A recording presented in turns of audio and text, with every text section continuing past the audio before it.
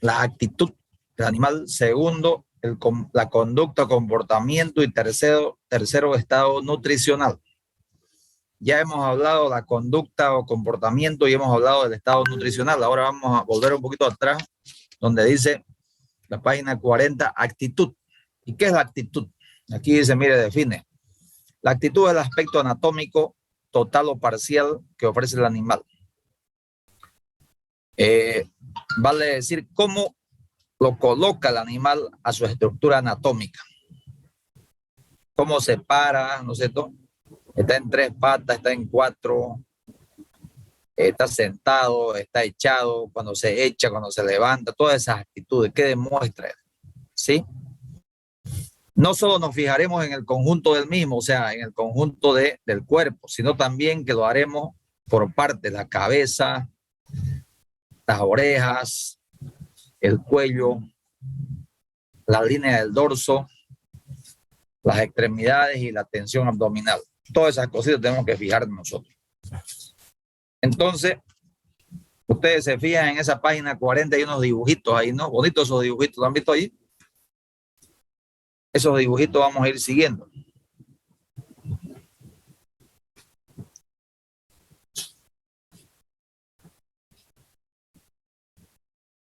Esta primera lámina que dice actitudes, dice postura antiálgida.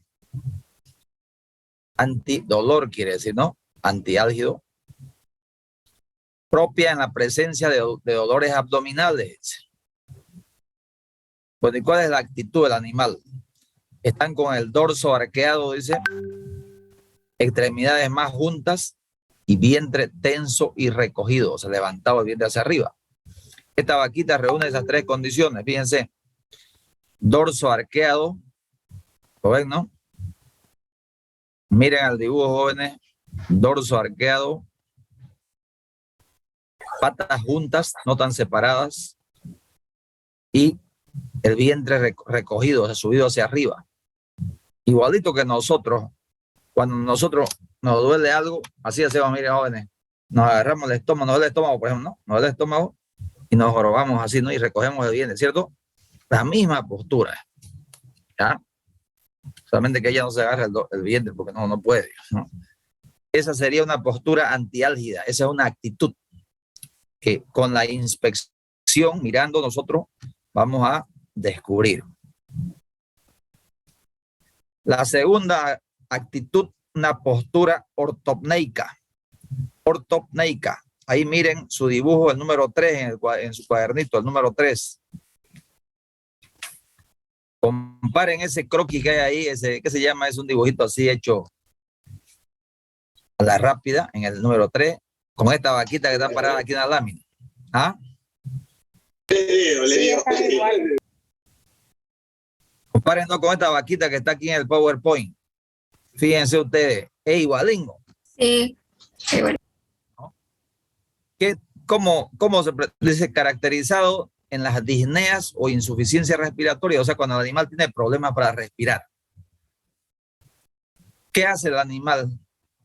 Las patas y los codos en abducción, dice, ¿no? O sea, separado un poco para no presionar el pulmón. En la figura 3, mire, bien abiertos los miembros anteriores. Cuello y cabeza estirado, está así la vaca. Y la foto a la derecha dice hollares dilatados.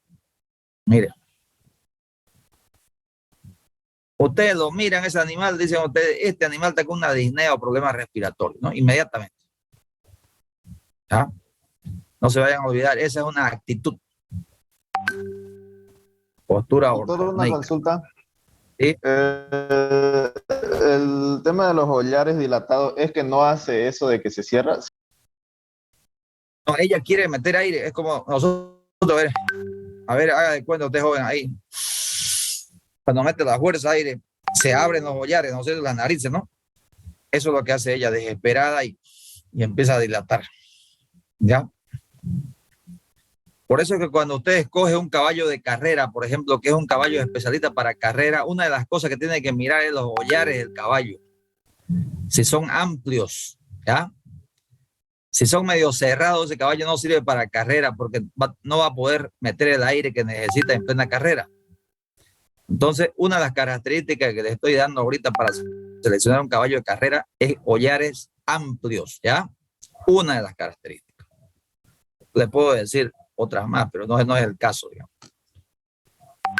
Doctor, creo Sí. que para cuando llaman a sus crías, las vacas igual hacen la misma postura, creo. Sí, pero no estiran así, digamos, no se ponen. La vaca cuando está llevando a su cría se mueve para allá, para acá, para acá. Esta vaca está de pie y está con las manos abiertas así, ¿no? Y ahí está, fíjese. Está fatigada, veo. Se sentaba a la mesa y tenía Está tratando de entrada, buscar plato cómo principal, respirar mejor. postre, el vermucito antes.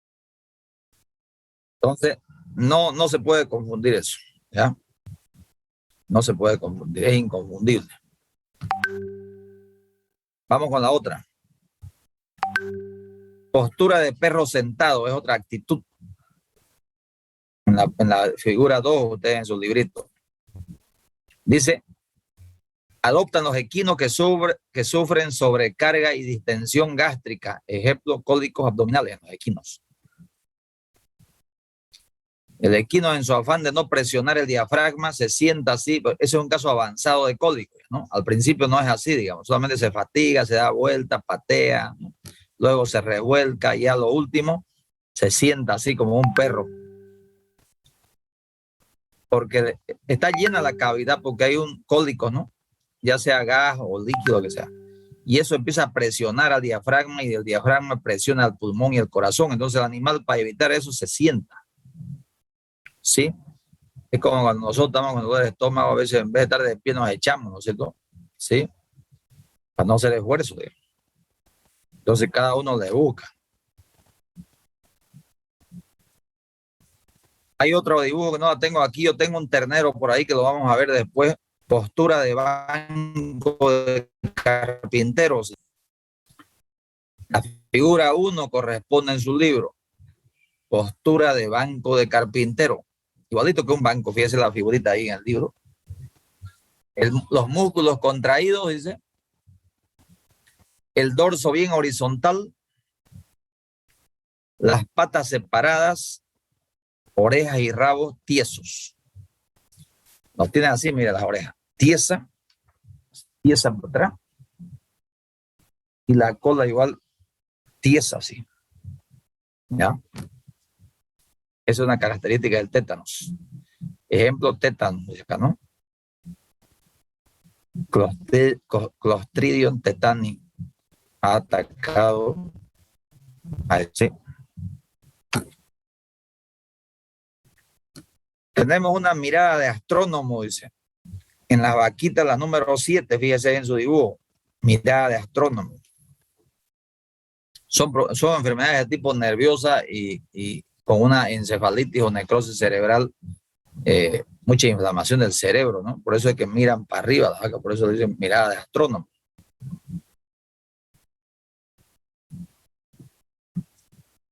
Aquí, ¿qué otro dibujo tenemos? Postura de pingüino, dicen las aves. Postura de pingüino en las aves. Un ave camina igualito que un pingüino. Yo la otra vez vi en mi propiedad, vi uno así, primera vez que veía yo, ¿no? Ahí en el canchón andaba así como paso de parada el pollo, ¿no? Y había un rato que caminaba bien, después otra vez. Y ahí lo vi, ¿no? Se da en casos de peritonitis especialmente.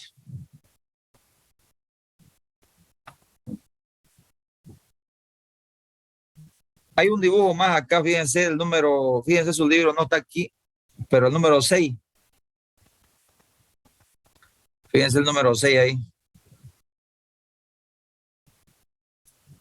Eso se da habíamos hablado el otro día, creo que del tema de la hipocalcemia, ¿no es cierto? ¿Se acuerdan? La fiebre de leche, fiebre vitularia, que cuando la vaca lechera pare y le falta calcio y magnesio y le falta, ¿cómo se llama?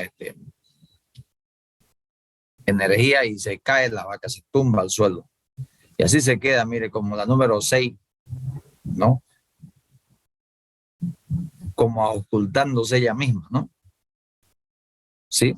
Está ahí, dice, mire, fiebre vitularia, las vacas apoyan la cabeza sobre el tórax, dice en la página 40, al lado inferior, como si estuvieran escuchando los movimientos respiratorios. Eso es típico en las vacas lecheras, especialmente.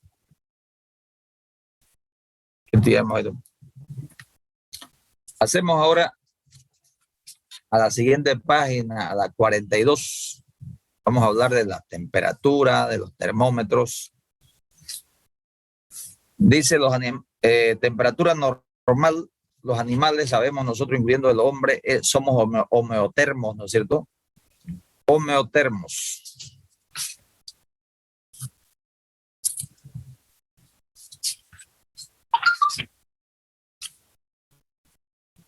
Y yo me anoté por acá, dice la homeotermia, capacidad de regulación metabólica para mantener la temperatura del cuerpo constante e independiente de la temperatura ambiental, dice. Homeo, semejante, y termo, temperatura, ¿no? Entonces, la capacidad del organismo a través de su metabolismo de mantener una temperatura constante al margen de lo que sucede a su alrededor. ¿Ya? Eso es la homeotermia.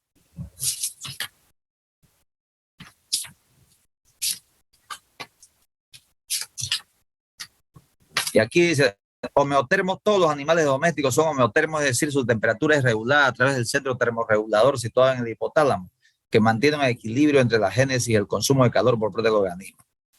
Pero ahí coadyuva el metabolismo, ¿cierto? No se olviden que el metabolismo genera calor. ¿Sí?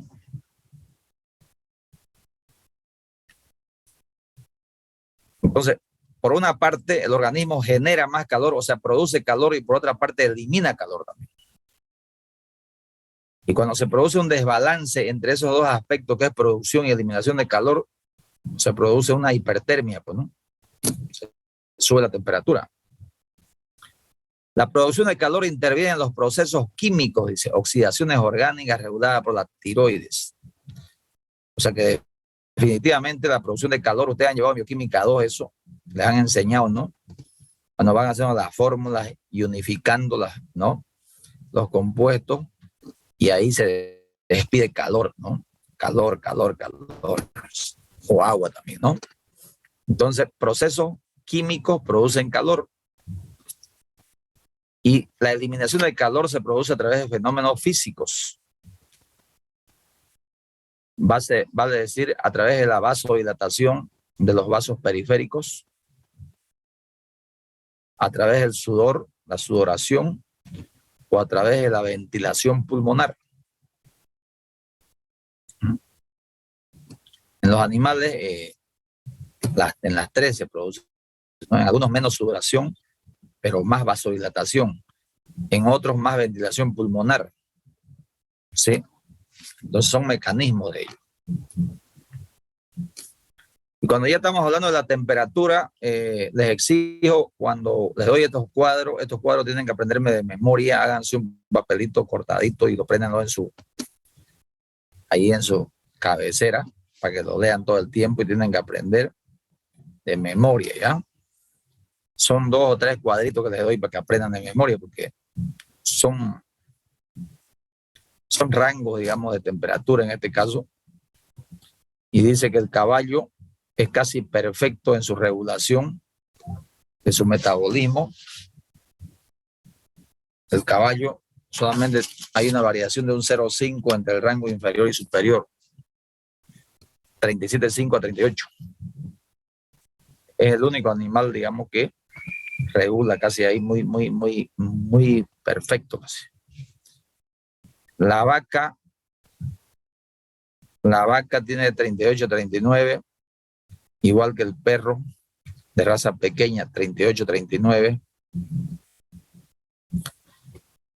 El ternero, hasta un año, la oveja, la cabra y el lechón hasta los 8 semanas, 38, 5, 40, fíjense. Agrúpenlo así más facilito para que estudien. Ternero hasta un año, oveja, cabra y lechón hasta 8 semanas, 38, 5, 40. El cerdo ya adulto tiene 38, 39,5. Perro pequeño, de raza pequeña, 37,5, 38,5. La gallina 40,5 a 42. Aquí yo puedo resaltar dos cosas o tres cosas en este cuadro que están mirando ustedes. El animal recién nacido o nuevo, su temperatura es más elevada, fíjense. ¿No? Una conclusión, digamos. Otra conclusión, que cuando el volumen corporal es mayor, la temperatura es más baja. Fíjense, ¿no? La gallina, no sé, es pequeña, o sea, su contextura corporal es pequeña, la temperatura es más alta. ¿Sí? Entonces vayan discerniendo eso porque es importante para después en algunas cosas que vamos a utilizar. ¿Ok?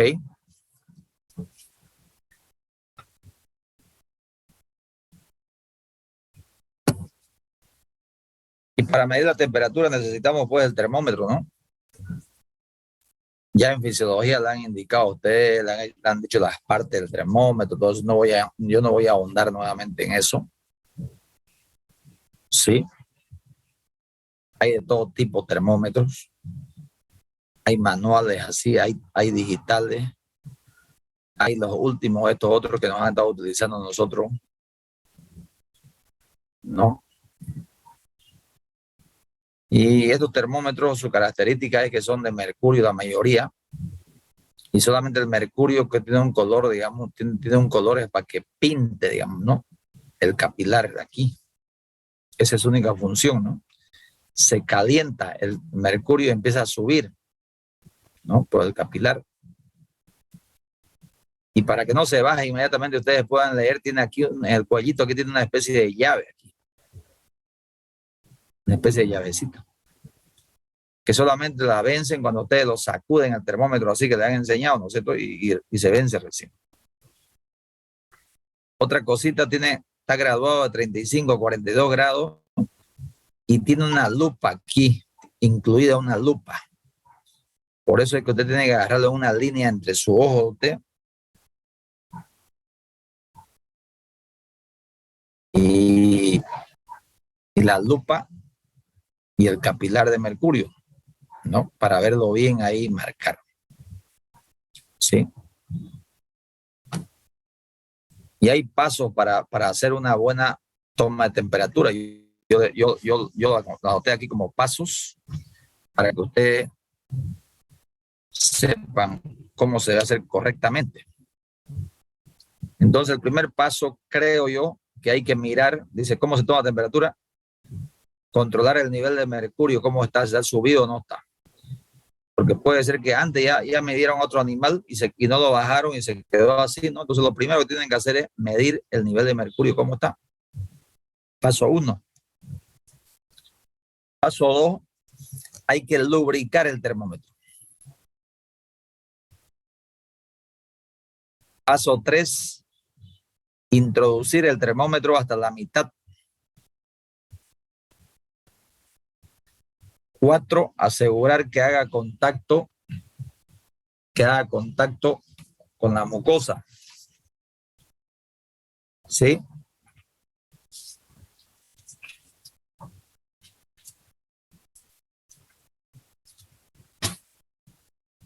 Entonces, cuando usted introduce el termómetro, lo que tiene que hacer es apalancar así, o así, o para un costado, los otros costados.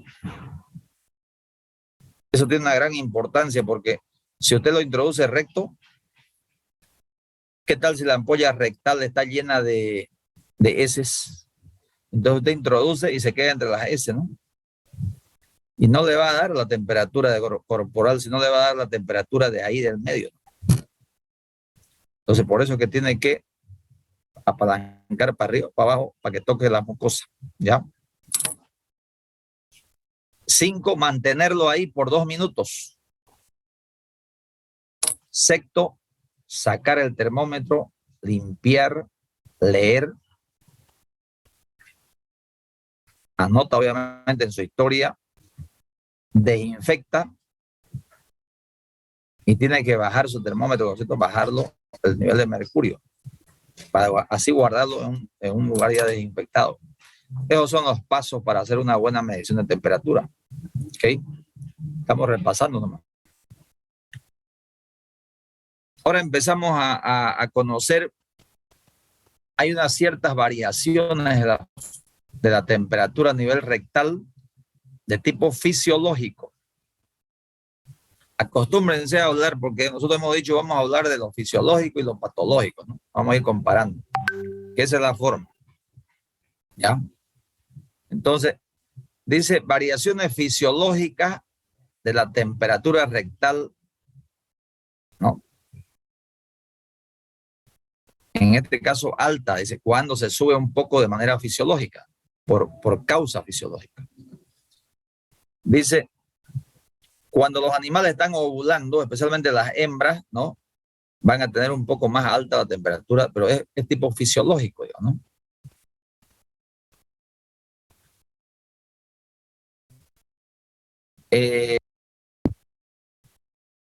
Cuando el recto está inflamado, también hay una proctitis. Ustedes saben, en todo proceso inflamatorio hay temperatura, ¿no es cierto? Después de hacer esfuerzos abdominales, los animales, cuando, por decir algo, ¿no? Están estreñidos los animales, deshidratados, estreñidos y hacen mucho esfuerzo para defecar y ahí se puede subir un poco la temperatura. Y finalmente puede haber una introducción del termómetro en las masas fecales, como yo le dije, cuando le introducen recto ahí. Todas estas causas son fisiológicas y se eleva un poco la temperatura, ¿ya?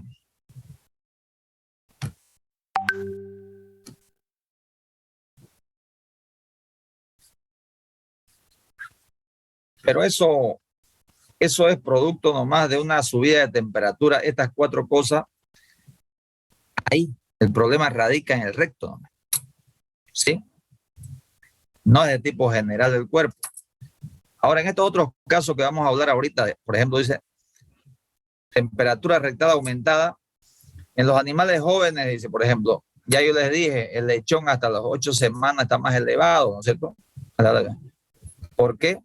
Por su proceso metabólico que es mayor. Por eso es que un animal recién nacido, un poquito más, está más elevado. Y segundo, porque no tiene la capacidad reguladora de ese metabolismo todavía. Y el centro del hipotálamo no está muy especializado todavía.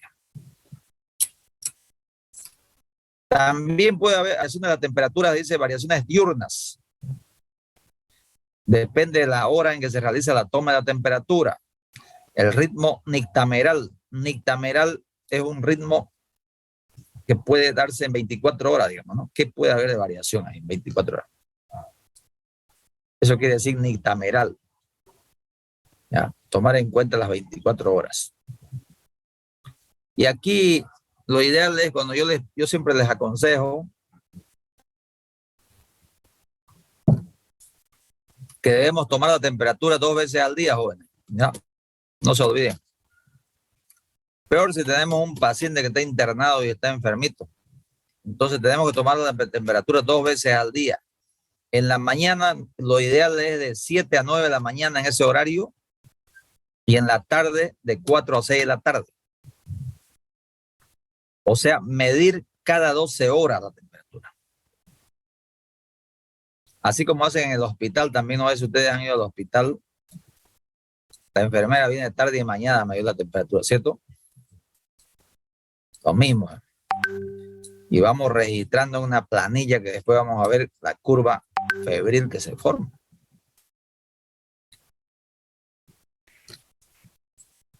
También puede aumentar la temperatura rectal,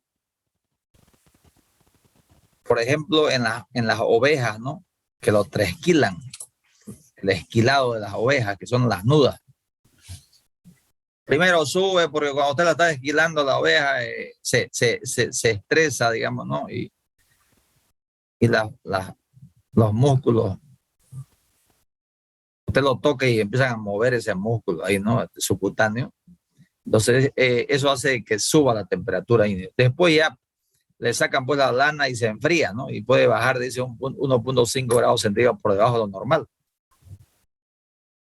No vaya a ser que justo le lleven una oveja que recién la han esquilado a ustedes y ustedes tienen que saber que puede bajar, ¿no? En principio puede subir, después puede bajar. También la temperatura de afuera del ambiente, cuando está y el ambiente está muy húmedo y la temperatura muy alta, también se le sube algo a los animales. No mucho, pero algo. Cuando digo algo, puede ser un medio grado, hasta un medio grado máximo. En los animales recién nacidos también está subido. Y cuando hay esfuerzos físicos, ejemplo, si lo han traído el caballo galopando, ¿no? Es un esfuerzo físico. Si lo han traído el perrito desde el plan 3000 hasta el centro a patatín, caminando, ¿no? Y llega a su consultorio, usted le mide, seguramente que va a estar más elevada la temperatura, pues, porque ha venido caminando. O lo han traído en el auto, por ahí la doña, digo yo, ¿no? La doña en el camino se bajó a charlar con su amiga y lo dejó al perrito en el auto, ¿no? Y aquí el clima es caliente, entonces ese perrito llega y usted le mide temperatura, va a estar más elevada, pues, oye. Son criterios que hay que tomar en cuenta.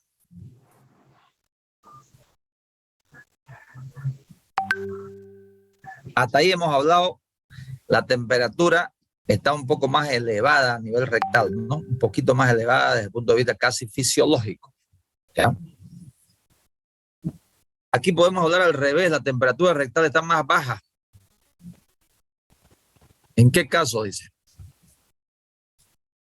Cuando hay una parálisis del esfínter anal, también cuando hay emisiones continuadas de gases o evacuaciones de posiciones, ¿no? En este caso diarrea, digamos.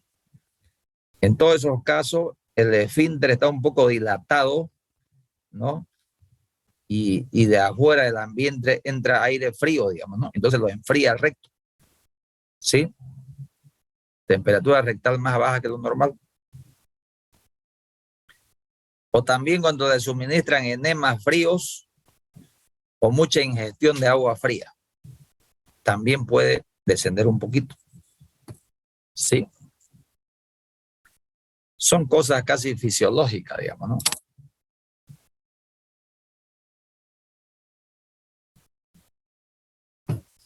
Ahora de aquí para adelante vamos a hablar variaciones patológicas de la temperatura. Hasta ahí hemos hablado de fisiológicas. Podemos tener dos fenómenos, ¿no? Patológicos. Podemos tener una hipertermia o fiebre por otro lado. O podemos tener una hipotermia. Desde el punto de vista patológico, ¿sí? Cuando se sube la temperatura, pues se llama hipertermia, ¿no? Pero hay una hipertermia que ahorita vamos a ver que no es muy severa, digamos. Pero la fiebre es una hipertermia ya severa, digamos, en ciertos casos. Y la hipotermia, ¿ya? Entonces, esto vamos a ver ahorita.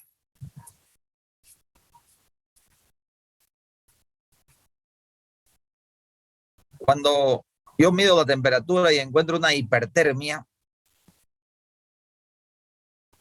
no precisamente una fiebre, sino que ha subido un poco la temperatura.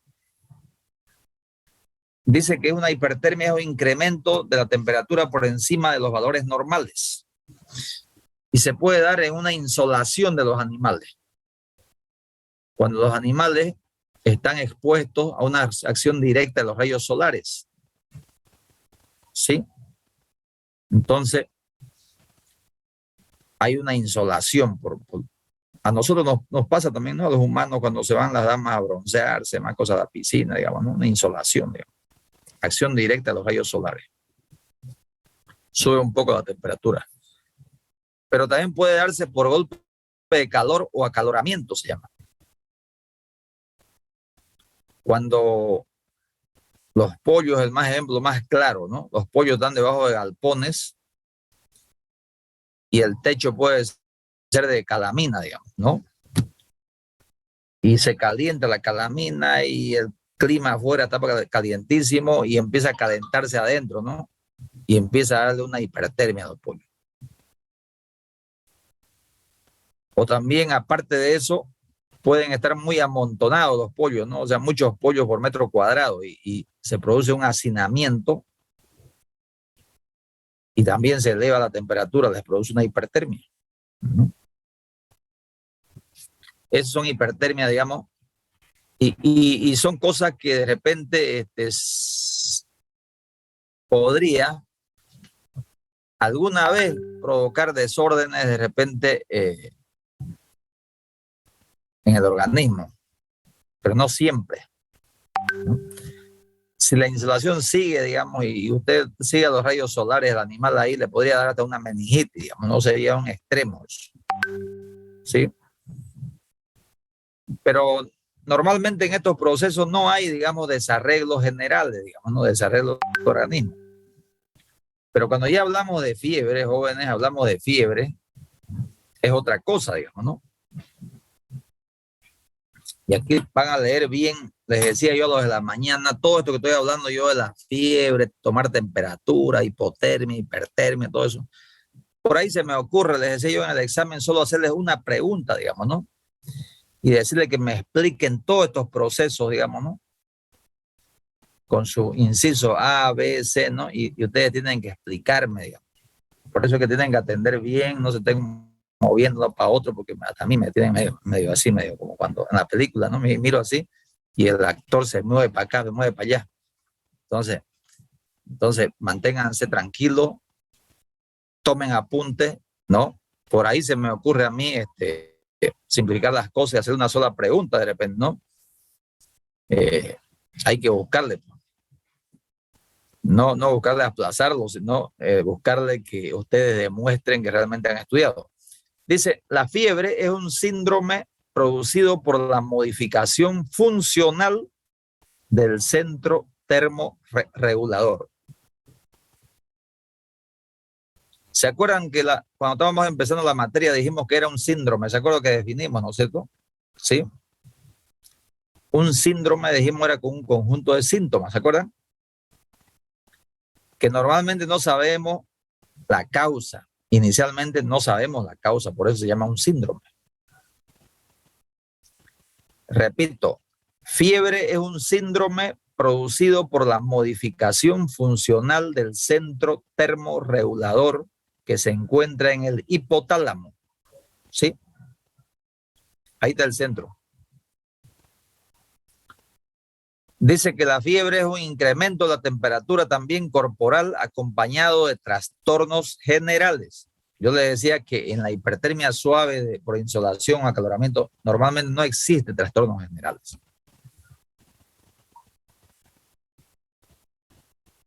También la fiebre es un mecanismo defensivo del organismo que favorece la producción de anticuerpos contra los gérmenes que están invadiendo el organismo.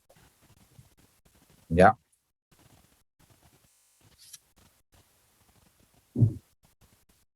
Cuando pregunto yo, a ver, defíname qué es fiebre. Si usted le pone, la fiebre es un síndrome y punto, a mí no me sirve eso, digamos. No me sirve, ¿no? Hasta un niño de escuela me puede responder eso, ¿no? No personas como ustedes que ya están casi a media carrera, ¿no? Entonces, lean bien qué es la fiebre.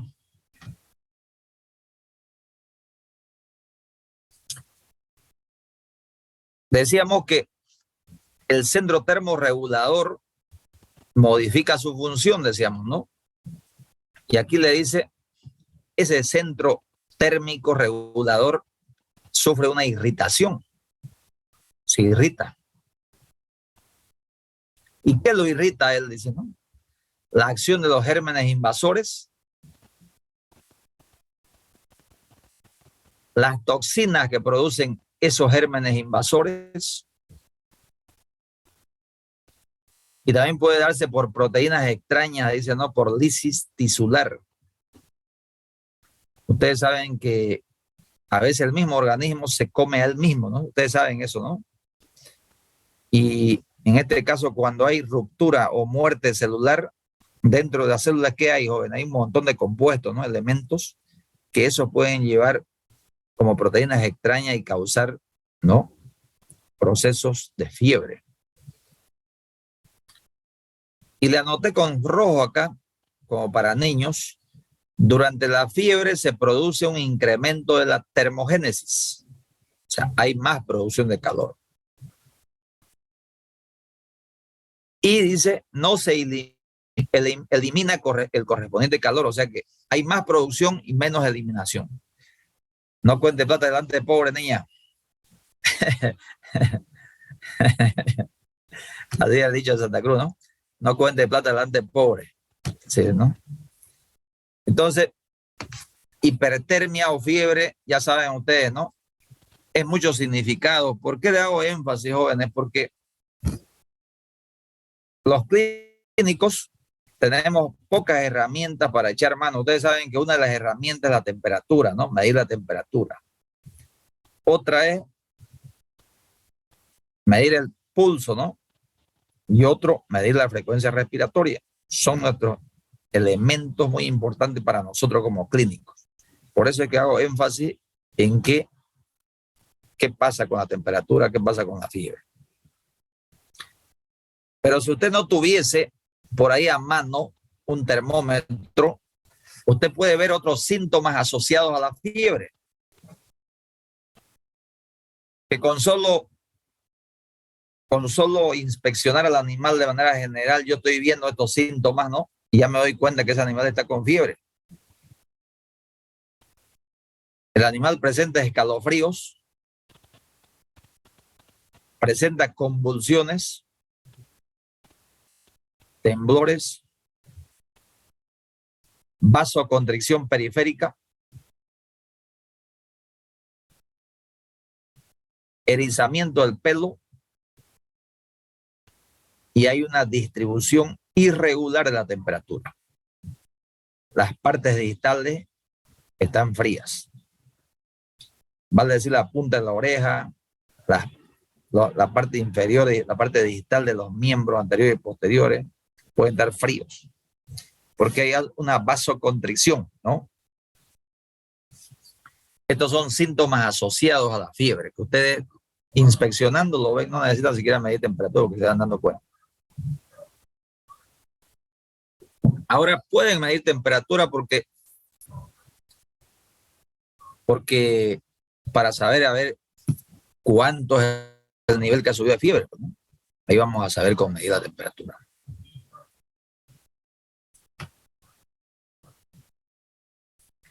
Hay otros síntomas asociados también a la fiebre.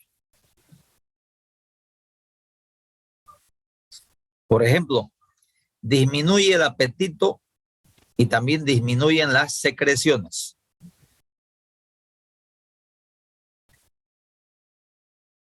Usted le abre la boca al animal que está, ¿no? Con fiebre. ¿Y cómo está esa boca, jóvenes? Seca, ¿no? ¿O no?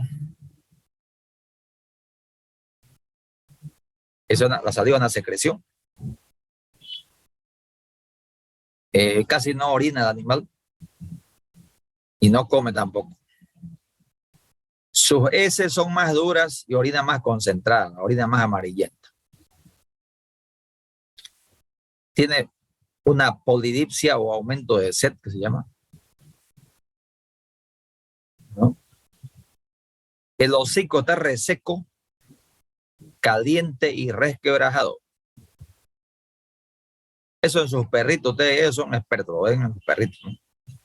Perrito que le da fiebre, está con moquillo, el hocico, el pulpejo está seco, resquebrajado.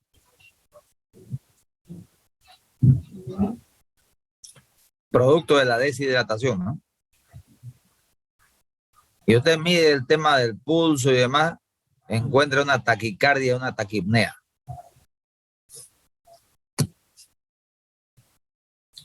Al subir, jóvenes, la temperatura, se sube también el pulso y la frecuencia respiratoria, eso es seguro, ¿ya? Por eso hay que, dice acá, taquicardia y taquipnea,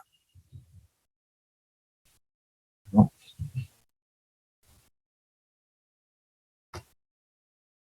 Mire, harto estamos hablando de la fiebre, ¿no? De un montón de cosas, síntomas asociados, temperatura, variaciones por la tabla que hemos dado, variaciones por volumen corporal, por edad, digamos, ¿no? Definiciones de fiebre, qué es hipertermia, para qué sirve la fiebre, ¿sí? Ya estamos al final de este tema, terminamos este tema y descansamos unos 5 o 10 minutos y luego seguimos, ¿ya? Por favor, para que puedan ustedes ir a tomarse un cafecito o algunos quieren lavarse la cara, después de mojarse la cara, porque hasta yo me aburro estar sentado tanto tiempo, digamos, ¿no? Porque no es lo mismo estar presencial para un profesor y para ustedes mismos las clases presenciales son mejores, ¿no? Porque uno camina por allá, por acá, hay pregunta al uno, pregunta al otro y hay un diálogo ahí, ¿no? Acá no es lo mismo. De acuerdo a la fiebre que usted mida, va a encontrar grados febriles. 4 grados febriles. ¿En qué página está siguiendo? 46, doctor. Página 46, doctor. 46. Muy amable, niñas. Ustedes son muy amables realmente. Grados febriles, sí, 46.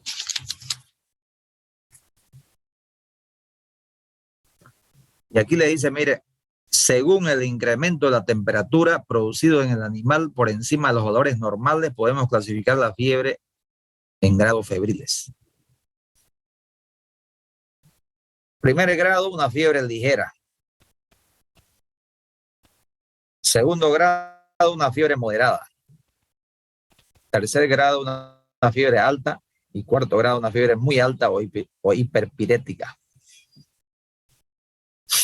La primera se llama ligera porque no llega a 1 grado centígrado de incremento por encima de lo normal.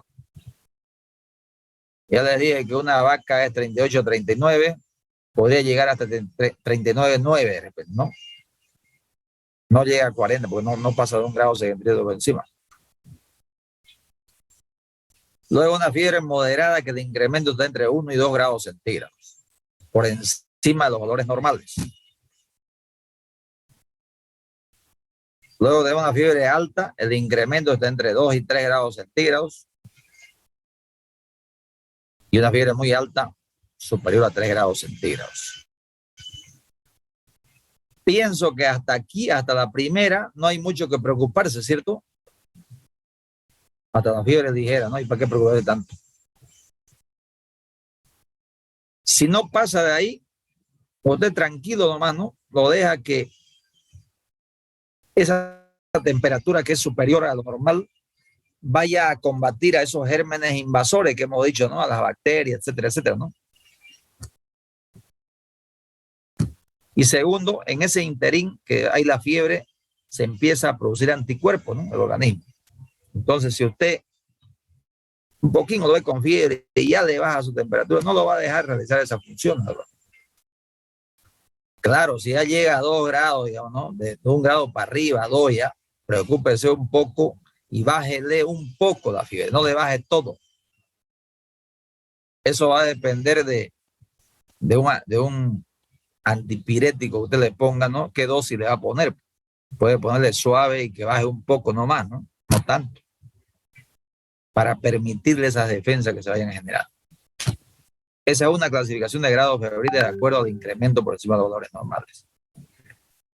Aquí tenemos la curva febril. La curva febril. ¿Por qué les decía a ustedes un eje cartesiano? Van a ir anotando, no todo lo que van midiendo, ¿no? A las 7, 9 de la mañana miden. Miren aquí, a ver, aquí en la curvita de aquí. 7 a 9 de la mañana usted midió el primer día tras que llegó el paciente, hizo un punto aquí. Aquí está la temperatura y aquí están los días y la hora, fecha y hora. En la tarde mide otra vez, hay otro puntito aquí. Al otro día en la mañana mide, en la tarde mide y punto, punto, punto. Al final usted lo une todos esos puntos, ¿no? Y se va a formar la curva febril que se llama. Y por la forma de esa curva, a usted también lo va a orientar más o menos qué enfermedades pueden ser, digamos. ¿Entiende? Entonces, la fiebre, la curva febril tiene 3 partes. la parte inicial que se llama o incremento, que es esta parte, desde que sube.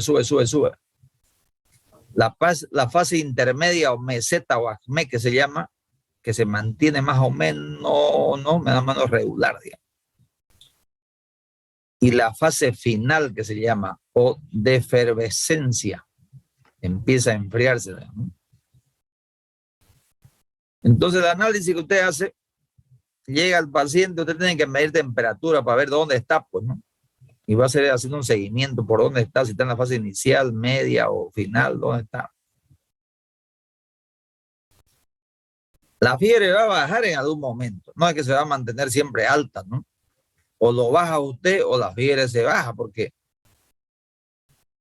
se producen los desórdenes al animal y se va para la muerte y va a bajar, pues, ¿no es cierto? O el animal vence con su defensa a los gérmenes, también baja, ¿no es cierto? O usted le pone un antipirético y baja también. Pero lo que yo le encargo es que no se tiene que bajar con fuerza, digamos, ¿sí? De un sopetón, decimos, ¿no? Porque por ahí se baja más de lo normal ya y entra una fase crítica que se llama o perturbación. Y además esa generación de anticuerpos y todo lo va a perjudicar al animal. Entonces, usted tiene que emplear su criterio cómo manejar una fiebre. Pues no. No va a decir, soy buen veterinario, no agarra y ¡pum! Lleva un caballo, ¿no? Con una fiebre, usted le pone desalgina 20 ml, ¡pum! En vena, ratín no tiene nada, digamos, no, yo soy bueno, no es bueno, digamos, ¿no? Hay que estudiar el criterio, cómo lo vamos a manejar. ¿Ok? Esos son paliativos, no van al fondo del tema. Por la curva febril, por su forma de la curva, tenemos otra clasificación de la fiebre. Son 5 tipos de fiebre. Ahí ustedes están ahí en la página 47. 5 tipos de fiebre. Fiebre continua. Se llama continua porque la curva febril, mire, continuada casi, ¿no? Casi continuado, digamos, al mismo ritmo lleva, mire, bajada y subida. Por eso se llama continua. Dice, esta fiebre se mantiene durante un periodo más o menos largo con oscilaciones diarias inferiores a 1 grado centígrado. O sea que varía de un día para otro, no, ni llega a 1 grado centígrado su variación. ¿Ya? Oscilaciones diarias inferiores a 1 grado centígrado. Aquí tenemos otra fiebre que se llama fiebre remitente. Un mosquito me está escribiendo. Esta ya, mire, la curva es otra forma, ¿no? No es igual que la anterior, ¿no? No es igual que esta, mire. Un mosquito por acá.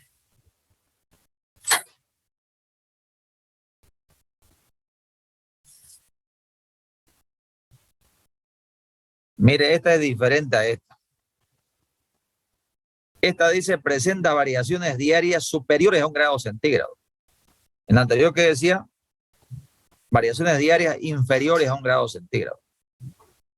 Ahí está la diferencia, ¿no? Y la forma de la curva. Mire, parece una aguja, ¿no? En algunos casos dice cuando es muy marcado se llama fiebre en agujas, ¿no?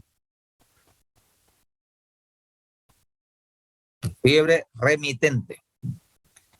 Remitente quiere decir que sube y baja, ¿no? Remite.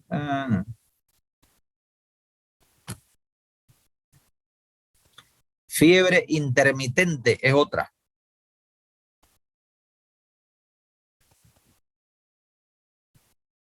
En esta dice que hay periodos, fíjense el dibujo, periodos con fiebre y periodos sin fiebre, ¿no? Es como un sistema de barras, ¿no? ¿Sí? Periodos con fiebre y periodos sin fiebre. Otra vez, periodos con fiebre, periodos sin fiebre. Ahí dice, no, alternan periodos piréticos y apiréticos de 1 o 2 días de duración. O sea que con fiebre 1 a 2 días, sin fiebre 1 a 2 días, con fiebre 1 a 2 días, así. Y es característico, dice, de enfermedades, ¿qué dice? Producidas por parásitos hemáticos, dice. Ese es más o menos la orientación. Ejemplo, piroplasmosis que da en las distintas especies animales y también en la malaria en el hombre. Quienes somos del campo, esto lo hemos sufrido. Yo he sufrido malaria, digamos. 1 o 2 días así, sin fiebre, ¿no? Feliz anda uno. Al tercer o cuarto día, otra vez la fiebre, ¿no? Y así. Le hace análisis de sangre, ¿no? Pues, hemoparásito. Luego hay otra fiebre que se llama recurrente. Es parecida a la anterior, solamente que los periodos piréticos y epiréticos son más largos. Mira, las barras son más anchas ya, ¿no?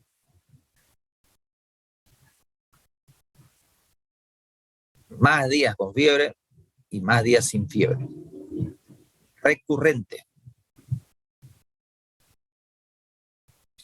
Y por último tenemos una fiebre que se llama atípica.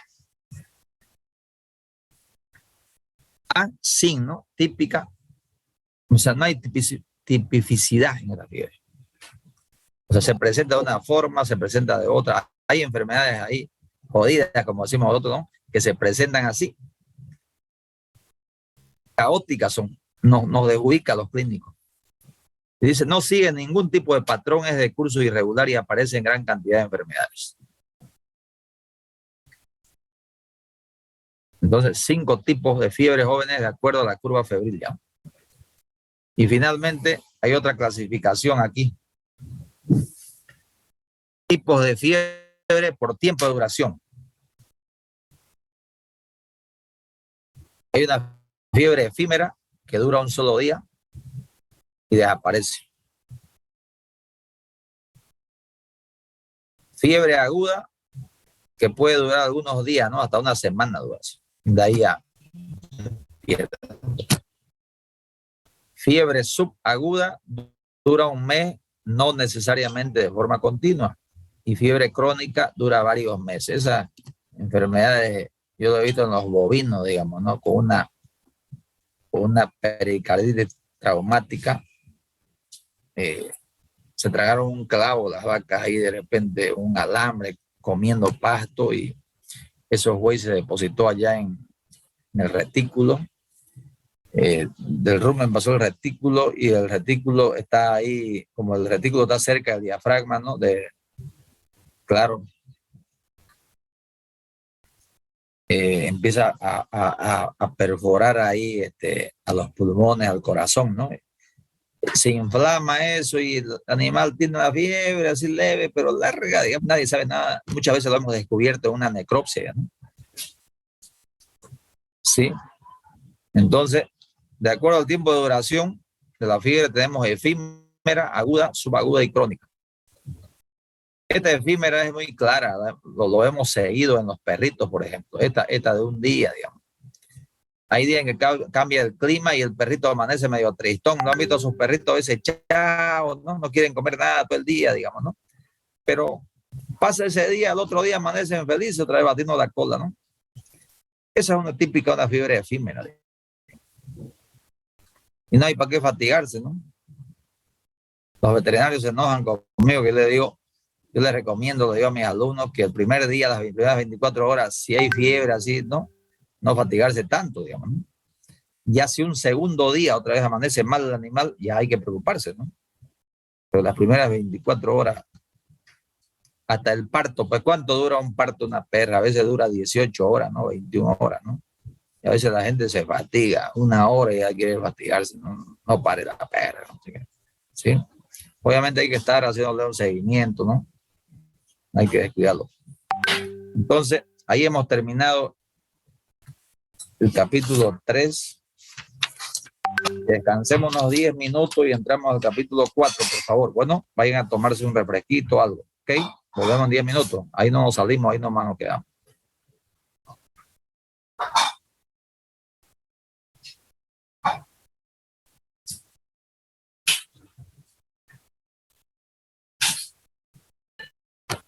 Y en otro caso vamos a entrar por regiones, ¿ya? Vamos a ir explicando a poco.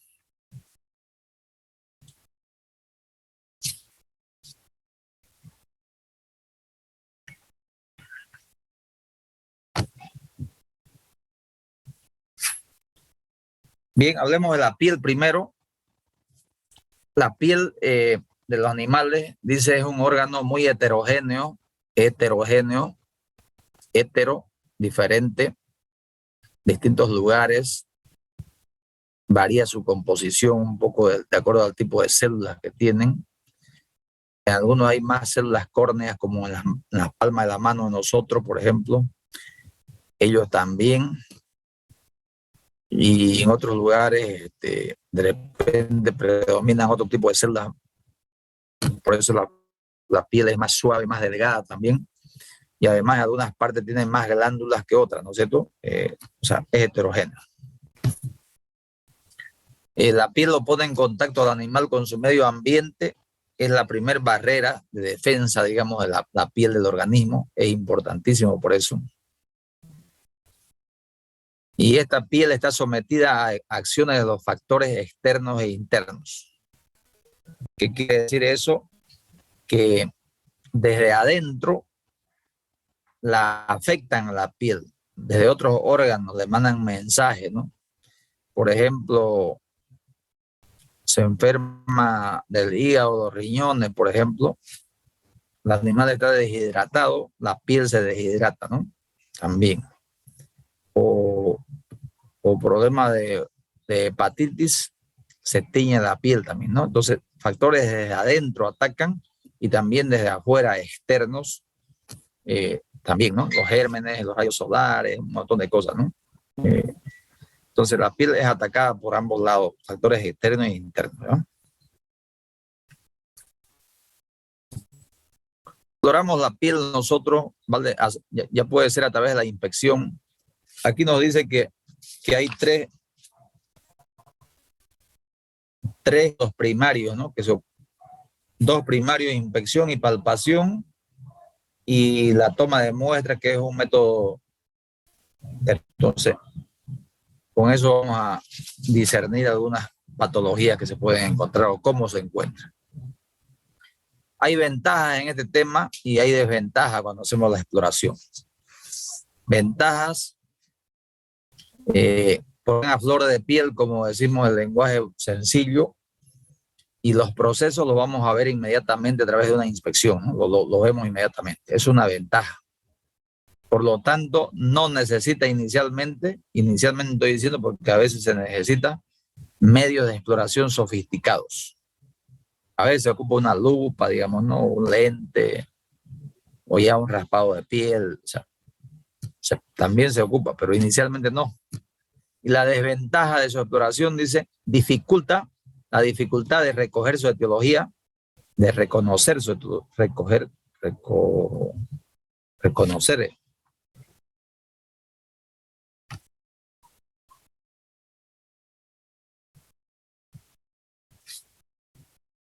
La desventaja, dice, dificulta de reconocer su etiología, o sea, cuesta un poco darse cuenta cuál es el germen causante.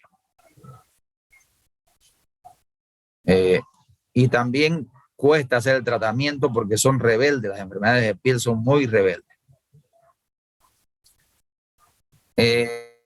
Eso porque abusamos en los tratamientos, ¿no? El dueño muchas veces lo ve un problema de piel y ya le echa una cosa, le echa otra cosa, lo lleva al veterinario, le vuelve a aplicar, ¿no? Entonces, hay una resistencia y una rebeldía al tratamiento. Esa es otra desventaja también.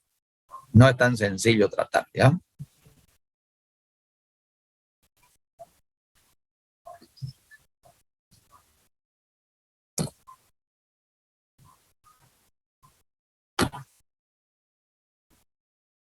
Rapidito vamos a repasar el tema de la morfología de la piel. Ustedes lo han visto esto en anatomía, lo han visto en histología, ¿no? O sea, un repaso nomás.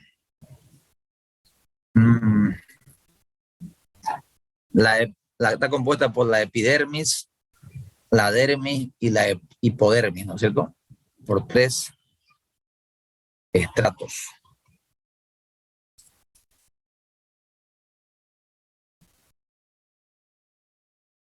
La epidermis es la parte más superficial, que fundamentalmente puede estar constituida por estrato córneo y granuloso, ¿no? Un estrato córneo, un estrato granuloso.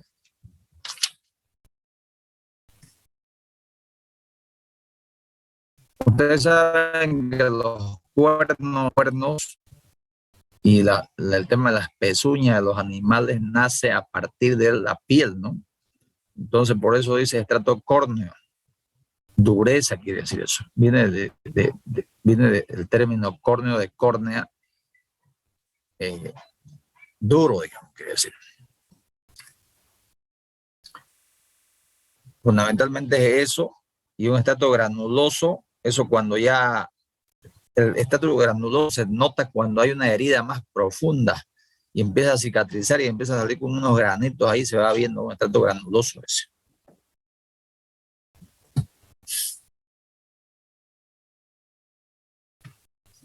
Tenemos luego la dermis o corion, que se llama, constituida fundamentalmente por dos estratos, un estrato fibrilar y un estrato elástico. El estrato fibrilar se llama porque las fibras, estas fibras cardíacas son parecidas a esas fibras, que la piel tiene ese músculo.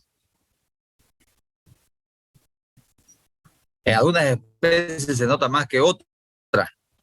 Los rumiantes y otros más, usted cuando le toca ahí la parte de la espalda, ¿qué hacen los animales? Le mueven, ¿no?, la piel así, ¿sí? Y se debe a este estrato fibrilar, que es involuntario, vamos a decir. Y el estrato elástico es aquel que le da la forma al cuerpo, que se estira y se encoge, digamos, ¿no? Ayuda mucho la proteína, ayuda mucho la elastina, ayuda el colágeno, ayuda la grasa y ayuda el agua, ¿no? Sí, para que sea más elástica. Usted, un perro, por ejemplo, o animal cualquiera, jala el pliegue, ¿no?, de piel, inmediatamente, pum, vuelve a su lugar otra vez. Eso quiere decir que el estrato elástico está muy bien.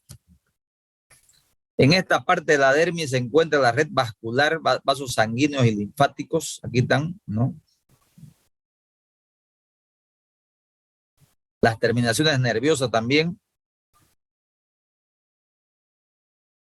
Y se encuentran las glándulas sudoríparas y sebáceas. ¿Sí?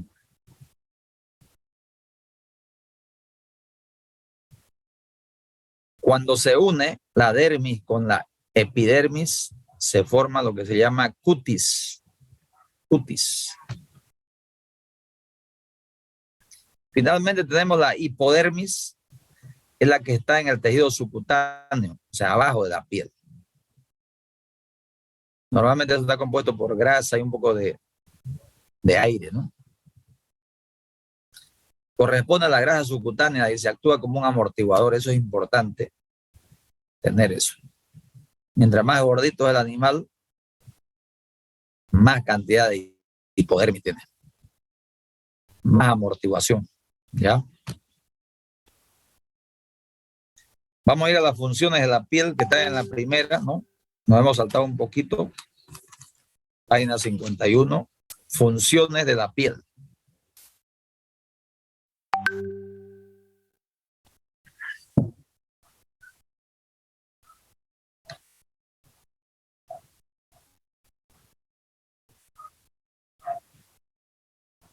Tiene hartas funciones, ¿no? Primero, sirve de barrera. La piel es una barrera, la primera barrera del organismo. Evita las pérdidas de agua, de electrolitos y macromoléculas. Sirve de protección de agentes externos, agentes físicos, va a decir el polvo, rayos solares, el agua, la lluvia, químicos, ¿no? Medicamentos que le pueden echar y todo eso. Y microbiológicos, los microorganismos que están pululando en el ambiente, ¿no es cierto? Entonces, sirve de protección contra todo esto. También a través del tacto, digamos, percibe sensaciones, tales como dolor, temperatura, presión. Nos ayuda en mucho eso, ¿sí? También regula la temperatura interna con la capa.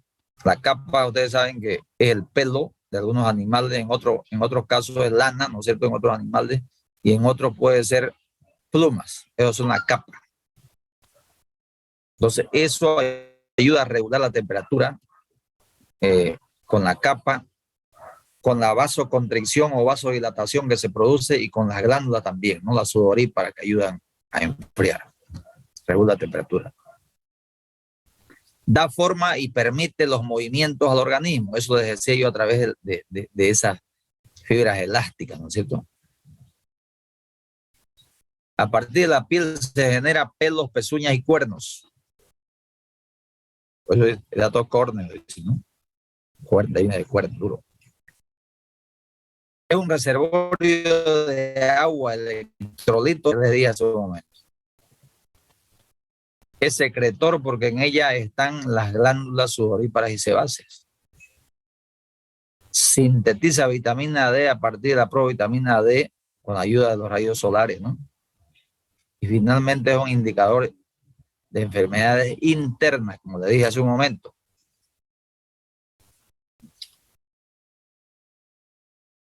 En las personas, ¿ustedes han visto esas personas que tienen presión alta? ¿Han visto cómo se enrojece en su cara, no? ¿Han visto algunas personas? Rojos son. Nos está indicando problemas internos. Y su ojo también se vuelve rojo. También, también, ¿no? Y eso nos está indicando, ¿no? Cosas internas. Por eso es que en algunas culturas en el mundo los médicos trabajan, ¿no? En base a los ojos, digamos, ¿no? Y ahí identifican las enfermedades, ¿sí? Cada cultura de otro trabaja en base a los pies, digamos, ¿no? Lo que pasa es que el organismo es uno solo, ¿no? El organismo es uno solo, digamos. Todo está relacionado. Lo que le pasa a un lugar le afecta a lo otro también. Entonces, los sabios dicen que usted con mirar, otros estudian el pelo, por ejemplo, ¿no? Estudian el pelo y ya con eso van a llegar a determinar qué enfermedades, qué carencia está padeciendo usted. ¿Sí?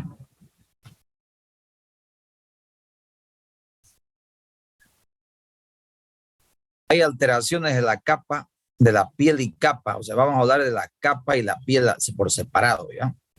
Ya hemos dicho que la capa es el pelo, plumas y lana, dijimos, ¿no? Depende de la especie animal.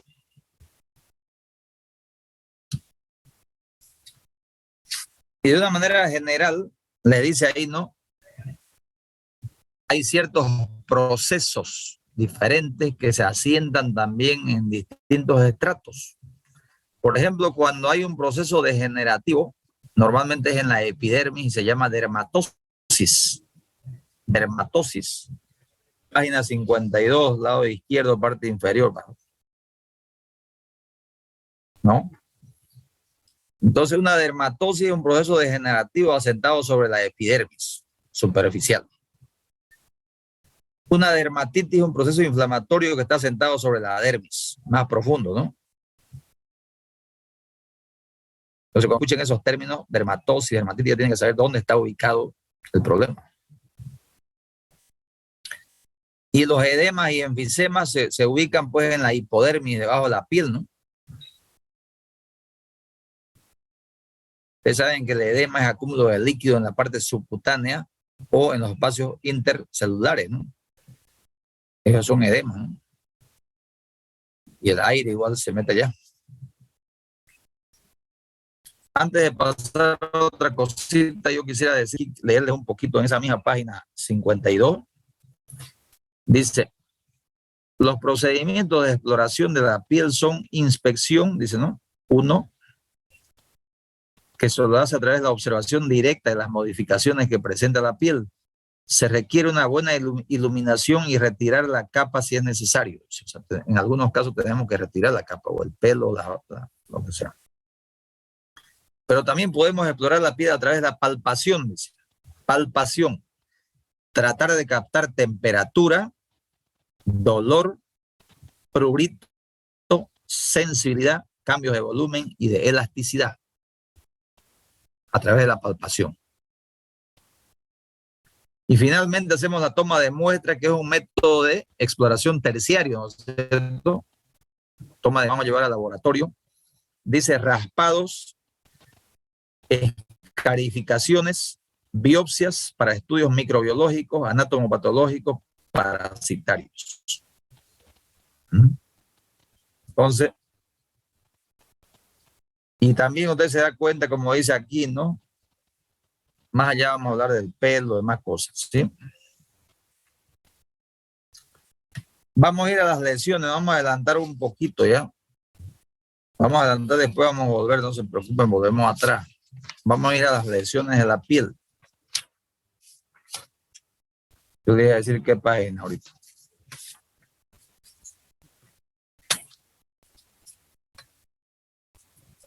En la 52, doctor.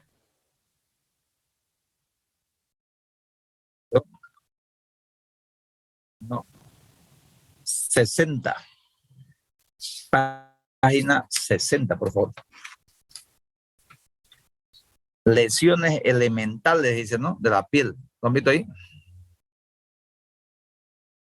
Abajito. Y le dice aquí, mire, en la exploración dermatológica nos podemos encontrar con varios tipos de lesiones que pueden ser percibidas macroscópicamente y que es preciso identificar para llegar a un correcto diagnóstico de la alteración que sufre la piel. Las lesiones elementales, dice, mire, se clasifican en dos. Dice. Lesiones primarias, está diciendo ahí. ¿Están siguiendo? Sí, Con el texto. Sí, doctor. Dice, lesiones primarias pueden ser primarias. Son aquellas que se desarrollan espontáneamente como un reflejo directo del proceso que está afectando a la piel. Y que además aparecen sobre un tejido dérmico que era normal hasta que estas lesiones aparecieron. Tiene una importancia, los rayos ahí, tiene una importancia primordial en el diagnóstico, dice. Y aquí, mire lo que dice. Las lesiones primarias, dice, la causa y la lesión radican en la propia piel, dice. O sea que el problema, si es una lesión primaria, tiene que el origen y también la lesión en la piel. ¿Sí? Por eso dice, voy a volver a leer. Las lesiones primarias son aquellas que se desarrollan espontáneamente como un reflejo directo del proceso que está afectando a la piel, afectando a la misma piel. Y que además aparecen sobre un tejido dérmico que era normal hasta que estas lesiones aparecieron. Tiene una importancia primordial en el diagnóstico. Y luego vienen las lesiones secundarias, dice. Son las producidas por evolución natural de las primarias. O sea, una lesión primaria puede pasar a ser secundaria. Son las producidas por evolución natural de las primarias o bien por complicaciones de aquellas lesiones iniciales.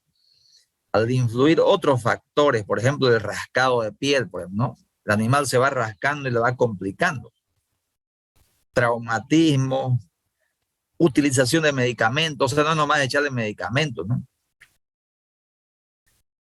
Tiene una importancia secundaria en el diagnóstico, o sea, las primarias es la más importante, ¿ya? Entonces estamos en lesiones primarias, jóvenes, y vamos a empezar a hablar de esa ahorita.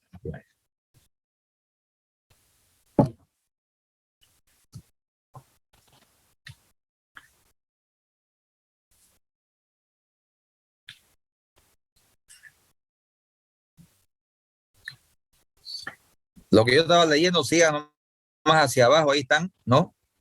Y a la derecha ustedes ven en la 61 unos dibujitos ahí, unos dibujos que más o menos para ver la profundidad de la lesión.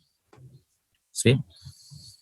Dice la primera lesión que les presento aquí, primaria, es la pápula. Pápula.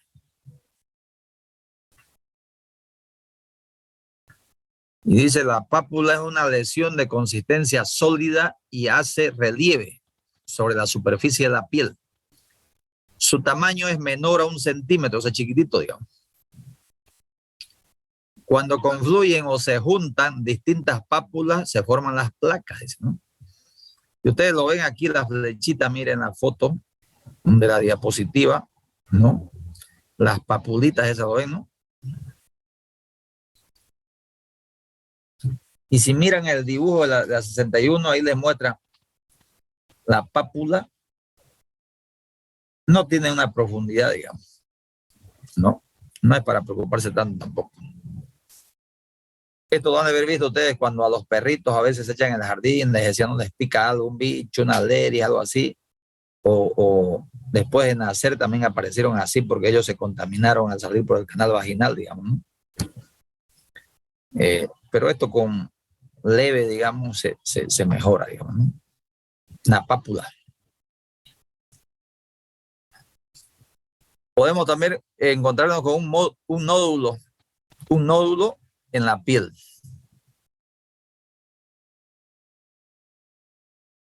A la universidad hay un módulo, a la universidad ya. ¿No? Un nódulo, y ustedes ven la foto a la derecha, y no hay para qué hablar tanto, digamos, ¿no? ¿Qué es un nódulo? Y lo miran en el dibujo de allá, que en su libro, ahí en el 61, más profundo ya el nódulo. No. Dice, es una lesión circunscrita. Cuando dice circunscrita, que está bien aislado, digamos, aislado, uno cada uno, ¿no? Circunscrita y hace relieve en la superficie de la piel. Su tamaño es mayor a 1 centímetro. La otra decía menor a 1 centímetro, ¿no? Sus causas pueden ser neoplásicas, pueden ser hongos, bacterias. Implica la dermis e hipodermis. Por eso decía más profundo. Cuando dice causa neoplásica, se refiere a tumores, ¿no es cierto? Son tumores, ¿no? Neoformaciones. Los tumores son neoformaciones, o sea, células nuevas, digamos, que no se sabe por qué se transformaron esas células, se transformaron en nuevas. Por eso es que los cánceres, ¿no? De ahí neoplásica podrían ser cancerosas o no cancerosas, digamos, ¿no? Malignas o benignas. Entonces, hay que tener cuidado con estos nódulos que aparecen. Pero también pueden ser causas, dice, bacterias, hongos, etcétera, etcétera. Ya, tengamos cuidado en el tratamiento. Luego nos encontramos con el tumor. Igual de circunscrito, ¿no? Es aislado. Lo miran en su dibujo de la 61, más profundo, ya miren, como que tiene raíz casi, ¿no? Circunscrita dice no inflamatoria, de contenido sólido. La forma, los colores y tamaños son variables. Se caracteriza por su tendencia a persistir o crecer rápidamente, hay que ponerla ahí. Ejemplo, fibromas, ¿no? Fibromas.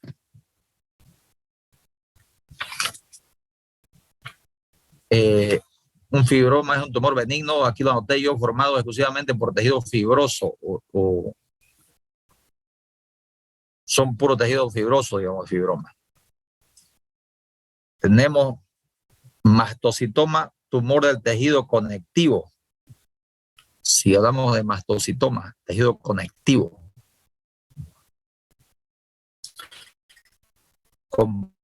Representan hasta el 25% de tumores cutáneos en perros. Escúcheme lo que está diciendo, ¿no? Si aparece un tumor, 25% de posibilidades que sea un mastocitoma, digamos. Eso está diciendo, ¿no? En perros. Pueden ser melanomas, que son los melanocitos que se han hecho un tumor, ¿no? Ejemplo, usted tiene un lunar, es un tumor, ¿no? O un lunar, y usted lo rasca y se convierte en un tumor. ¿Y qué célula es esa? Ese es un melanoma.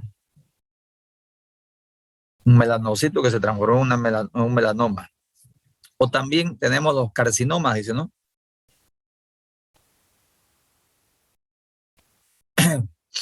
Entonces va a depender el color, como dice ahí arriba, forma, tamaño, dependiendo de qué tipo de células están siendo atacadas, ¿no? Por eso varía el color. Si es un melanoma, ¿qué color sería, jóvenes? ¿Negro? Cafés. Negro, negro, café, ¿no es cierto? Así son los lunares, los melanocitos. Entonces depende de la célula.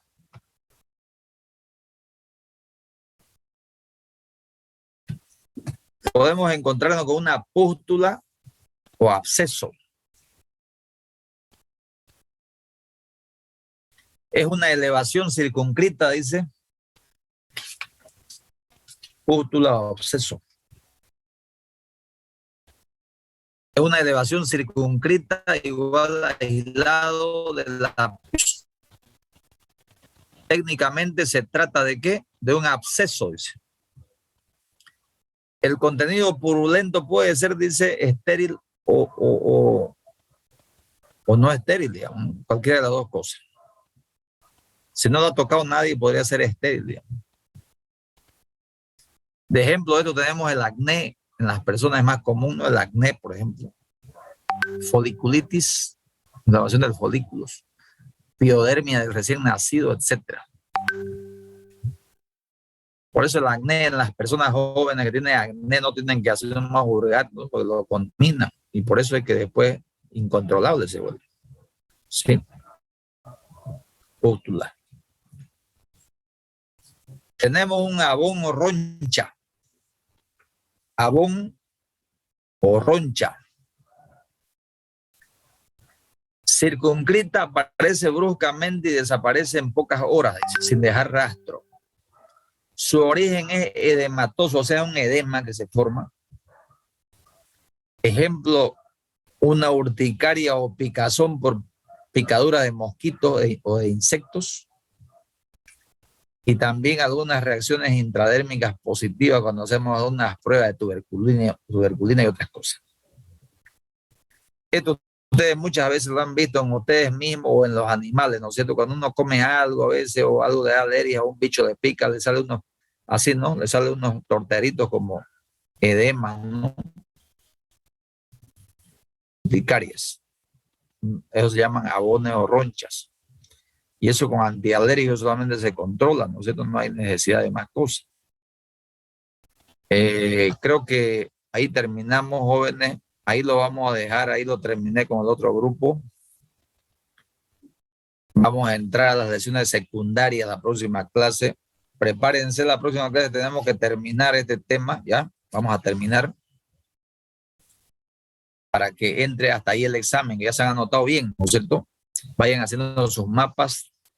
Si hemos avanzado hasta el capítulo 4, entonces ustedes más o menos cuando están haciendo el primer corte, están dando el primer corte, tiene que ser hasta el capítulo 4, voy a tener avanzado su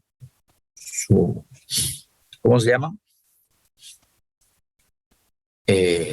Mapas. Mapa conceptual y el glosario. Mapa, sí, sus mapas y su glosario, ¿no es cierto? Gracias por recordarme. Entonces, es un consejo que les doy, ¿no? Porque hay que ir haciéndolo con calma y bien. Bien, jóvenes, vayan estudiando, vayan preparándose para el examen. A mí mi idea, por ejemplo, es, si nosotros de viernes terminamos, estamos listos para dar nosotros el corte, ¿no es cierto?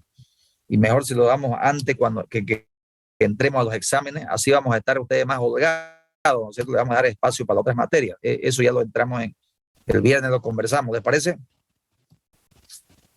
Está bien, doctor. Está bien, doctor. Listo, jóvenes. Que pasen buenas noches y gracias por su presencia, ¿ok? Hasta luego. Hasta luego.